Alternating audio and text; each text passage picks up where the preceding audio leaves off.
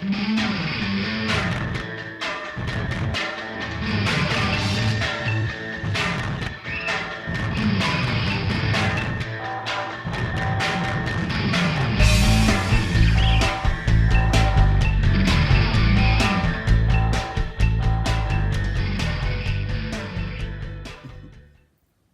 to Film Zen. Welcome to Film Zen. Welcome to Film Zen.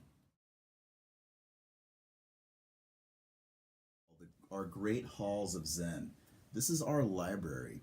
This is where we'll either go over movies that we already have that are just absolute classics, must-haves, or sometimes we might even surprise you what we have in our library.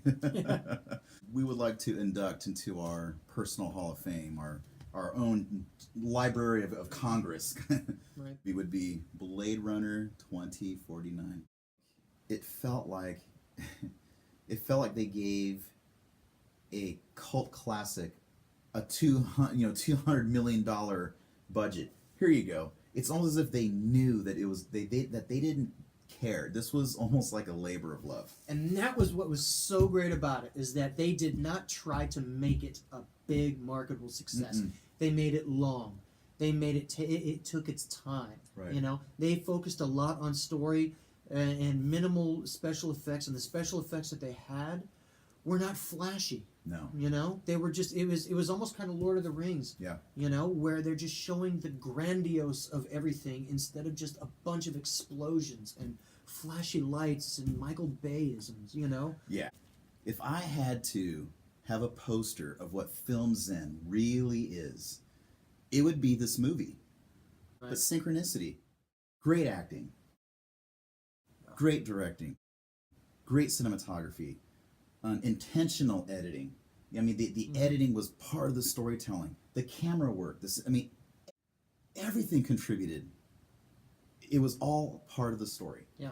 It was minimalistic when it came to music, but it was grand with the music that they had, with the score that they had. The same thing with a lot of the shots and a lot of the directing. And it takes its time, and it pans out, and it shows you the grandiose of the city, and the dirty, and the gritty, and just everything about it. If, like I said, if anything, it paid a lot of homage, and it really reminded you of film noir or neo noir. You know, the light and the shadow, or basically good versus evil. Yeah. Of course, horror was also in it too. Yeah. Again, there was this particular scene where, a character, gets killed, he murdered, as she's stealing evidence, and it wasn't like, yes, she was a robot, and punched him one, but it was subtle. It was like pink, but he was, just falls flat down. Cut to, he's just having convulsions, and it's just He's like dying. Yeah, it's like Yeah. Now that, Yeah. that, as sadistic as it sounds, that is art. Yeah. You know what I mean? Definitely. Yeah. It wasn't overdone. It was not And overdone. it could have been And then overdone. that's what made it more horrible. Yeah, exactly. Horrific, actually. Exactly. You know what? One shot, boom, and he's down. As opposed to Actually, yeah. Any of that kind of shit. A lot of it. And yes, seriously. And again, that's where people might go, thriller. What are you guys talking about? It was slow. It's like no, but that's what we're trying to say. It was more of a psychological thriller. Build suspense. It builds suspense, but it's also deep. Yeah. It's a deep movie. Well, the genre is deep. Both of them are deep, and it deals with life and it deals with death. Yeah. It really does. Yeah. And Villanova. He's the guy who gave us The Arrival, and I think this is his best work. And why should a sequel be one's best work? Because if you can make a sequel stand on its own, but yet at the same time pay so much respect and connections to the original, not every director can do that. And I have to say thank you, Dennis Villanova. Thank you for making this film. Oh, yeah. Because it is such a work of art. It can stand alone.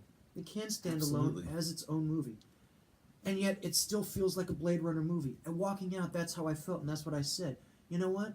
That was a Blade Runner movie. Yeah. That is what I remember. That's what I love about Blade Runner. And I got that again. Not only with the with the music and the effects, and the acting, the story, everything. The whole movie it was a dance. Yes. It was a beautiful dance. Beautiful choreography. Choreography, yeah, exactly. Cinematography and music, Yeah. and story and editing Rhythm, and everything. beat, and tempo. Everything was just Tempo. fantastic about it. I think, the tempo. I think the tempo is what a lot of people disliked about this movie. But you know what? Hey man, there are just some things that, and I'm just talking generally speaking, there are just some things that, you know what? They take their time. Yeah. And again, or like just classical science fiction where pace is part of the story. Right. Or people who do like psychological thrillers, or they call them talkies, or Right. or thinkies, right? Or whatever it is. Yeah. This is definitely a talkie. It's definitely a thinky, but the odd thing is that it actually did have a little bit more action than the original. Mm-hmm. But the thing that grabs me, and I think this is one of the things I want to talk about tonight, was the fight choreography in Blade Runner. Right. You have subtleties in these fight scenes, which was kind of like, okay. I mean, it almost seems like they took they took a lot of the famed choreographers out, and they brought in someone who's like, no. It was almost as if they brought in like a Navy SEAL or something, because it's like, no. How would this really go down? How would two robots with martial arts skills, how would this go down? Would they hit each other, until to a pulp, or would one, when they actually got a clean shot in, would it hurt? And that's exactly the direction that they went. Yeah. And me being martial artist, I love kung fu movies. Trust me, I love them all. But for me, with kung fu action, fight choreography, for me, there's a time and place for it. I've always been that. With The Matrix, it fits. It fits like Yes, a it does. T. Yeah. But the fight choreography, it was subtle and it was real, and it hurt. I mean, it hurt watching them, either choke each other out or punch each other or kick each other. It's just like Dave Bautista Yes. bashing Ryan Gosling's head into a wall, You throwing feel him it. through a wall. Exactly. Yeah, and it is so great. Yeah, you're absolutely right. The fight choreography was so great, and it wasn't flashy. And the thing that I liked about it was there wasn't a whole lot of editing. It wasn't shaky. Exactly. And it wasn't jumpy. It was a movie, and it was right there, and you're watching it happen. A lot they of didn't try one to make shots, you yeah. They didn't try to make you feel like you're man. in the middle of the action by making it so disorienting that you don't really know what's going on. Yeah. It's just a bunch of quick edits back and forth. Exactly. Now, Beauty of the movie, the art of the movie. again, Thank you, well, Dennis. again, I mean, that was like another, like the last beautiful fight choreography I saw was 300. You know what I mean? Because as much as I hated that speed ramping shit, it worked in the movie though. It worked in the movie. Because It it worked in showed 300. fighting superiority. That's right. But in this one, like It you worked said, artistically. Man. the fight choreography though in this one, again, wide shots, wide to medium shots. Yeah. Barely close-ups, and if they were close-ups, it would be both of them going at it. It wouldn't be like one receiving the blow. You know what I mean? But and then when you finally do get your close-up, one of them dies. Without giving anything away, one of them dies. You're like, okay, why? Because that's part of the art. You know what I mean? It was just like you said, just poetry in motion. It really does give the title motion pictures back. With this movie. Right. And Art of the cinema. Yeah, the art of the cinema. And man, one other point that I really want to make is that when I heard that Harrison Ford was going to be in this movie, I kind of had an eye roll because, oh boy, here we go again.